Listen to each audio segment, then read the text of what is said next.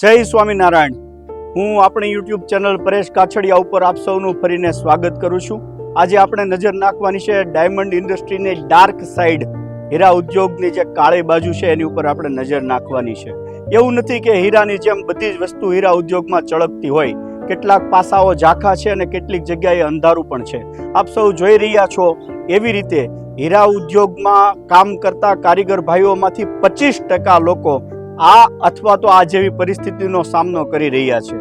એનું કારણ શું હશે આપણે વિગતે ચર્ચા કરીશું। વિડીયોની શરૂઆતમાં એક ચોખવટ કરી દઉં કે આપણે કોઈ પણ પ્રકારની પરિસ્થિતિનો કોઈ પણ ઉપર બ્લેમ કરતા નથી, આક્ષેપ કરતા નથી। માત્ર ને માત્ર પરિસ્થિતિ વણસી ચૂકી છે અને પરિસ્થિતિ માટે જે જવાબદાર હોય તે, પરંતુ પરિસ્થિતિનો સુધારો જે કરી શકે એવા લોકો હોય એ લોકોનું ધ્યાન દોરવા માટે ખાસ આ વિડીયો બનાવેલો છે। આ પરિસ્થિતિ સર્જાવાનું કારણ એ કે છેલ્લા 3 વર્ષથી કોઈ પણ કારખાનામાં ભાવ વધેલા નથી અને છેલ્લા 3 વર્ષમાં મોંઘવારી જુઓ તો ડબલ થઈ ગઈ છે।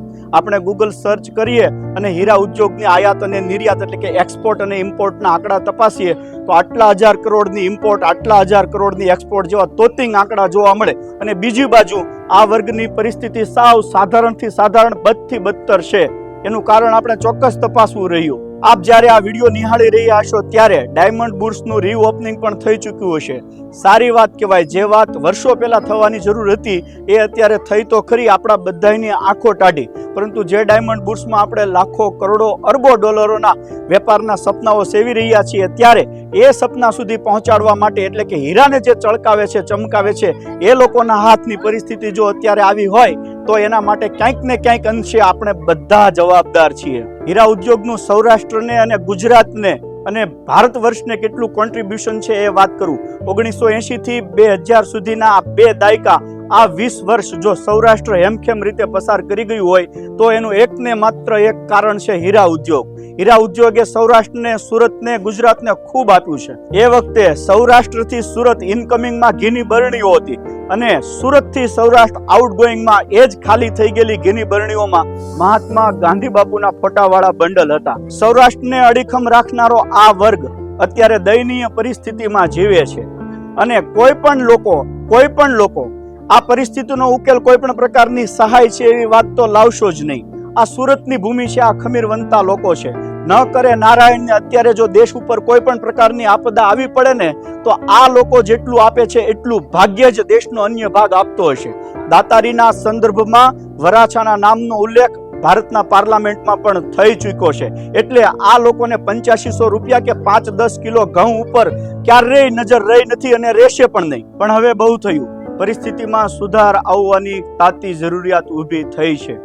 ચોક્કસ કંઈ સિસ્ટમમાં ગડબડ હોવી જોઈએ, નહીતર 3 વર્ષ સુધી મંદી રહે અને સિસ્ટમનો ઉપરનો ભાગ, હીરા ઉદ્યોગનો જે ઉપરનો ભાગ છે એને કોઈ પણ પ્રકારની અસર ન થાય અને નીચેનો ભાગ જે છે લોઅર લેવલ એ સતત ધોવાતું જાય એવું તો ન જ બને। સિસ્ટમમાં ચોક્કસ કોઈ વ્યક્તિ કળા કરતું હોવું જોઈએ। ઘણા લોકો એમ કહે છે કે અમિતાભ બચ્ચન આ સદીમાં એક જ વખત થાય એવા મહાનાયક છે, પરંતુ એ વાત ખોટી છે।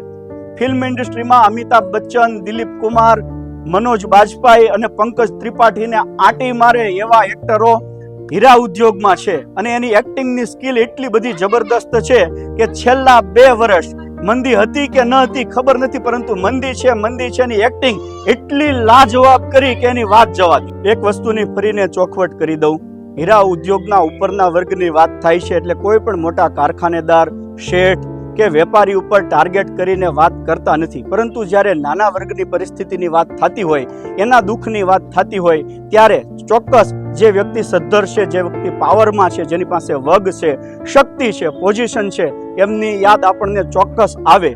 उदास अबसुर्द रोती गमजदा आंखों से जिस लम्हा ढलकता है कोई आंसू न जाने क्यों मेरे महबूब मुझे तुम याद आते हो। તમારી પાસે શક્તિ છે સિસ્ટમમાં ફેરબદલ કરી શકવાની, માટે આપને યાદ કરીએ છીએ। આપની પોલિટિકલ વગ એટલી જબરદસ્ત છે કે આપ દિલ્હીમાં સાહેબની બાજુમાં ખુરશી આપની પડે છે, આપ એમની સાથે વેપાર વાણિજ્યની ઊંડી ચર્ચાઓ કરો છો। ત્યારે અમારી સૌ કોઈની આપને અપીલ છે કે જ્યારે પણ આપ સાહેબને મળો ત્યારે આ રજૂઆત ચોક્કસ કરજો। ચોક્કસ કોઈ પણ રીતે આમાં પરિસ્થિતિમાં સુધારો આવે, આ લોકોનું જીવન સ્તર આગળ આવે. આ લોકો એટલે કે હીરા ઉદ્યોગના 25% લોકો આવી લાઈફ જીવી રહ્યા છે. ત્યારે જ્યારે આપ દિલ્હી જાઓ ત્યારે સાહેબને ચોક્કસ ફરિયાદ કરજો, રાવ કરજો, મનાવજો અને મનાવી લેજો. હીરા ઉદ્યોગના તમામ અગ્રણીઓને વિનંતી કરું છું કે સાહેબ માટે એક અરજી છે, એ સાહેબ સુધી ચોક્કસ પુગાડી દેજો. એ અગ્રણીજી મારા વાલાને વડીને કહેજો, માને તો મનાવી લેજો. ત્રીજી ટર્મમાં રાજા થયા છો, હીરાવાળાને ભૂલી ગયા છો. એ જેડીયુ પીડીપીના મોલે રહ્યા છો. હે અગ્રણીજી મારા વાલાને વડીને કહેજો, માને તો મનાવી લેજો. પીઓકને પાછું ચોક્કસ લેજો, દેશને આર્થિક મહાસત્તા બનાવી દેજો, પણ હીરાવાળાની સામું જોજો. હે અગ્રણીજી મારા વાલાને વડીને કહેજો, માને તો મનાવી લેજો. ગીતાજીમાં શ્રી કૃષ્ણ ભગવાનના વચન, કર્મણીએ વાધિકારસ્ય મા ફલેષુ કદાચનના ન્યાયે.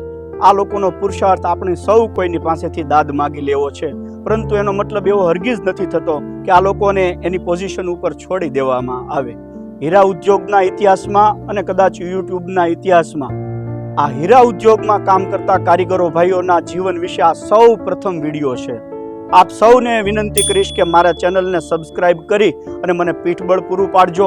આ વિડીયોને લાઈક કરજો અને આપના હેતુ મિત્રોમાં, સ્વજનોમાં શેર કરજો. ફરીને આવા વિડીયો સાથે હું તમારી સમક્ષ આવી શકું એ માટે અત્યારે મારી ચેનલ પરેશ કાછડિયા તરફથી આપ સૌની પાસેથી અનુમતિ માગું છું. જય હિન્દ, જય ભારત, જય સ્વામિનારાયણ.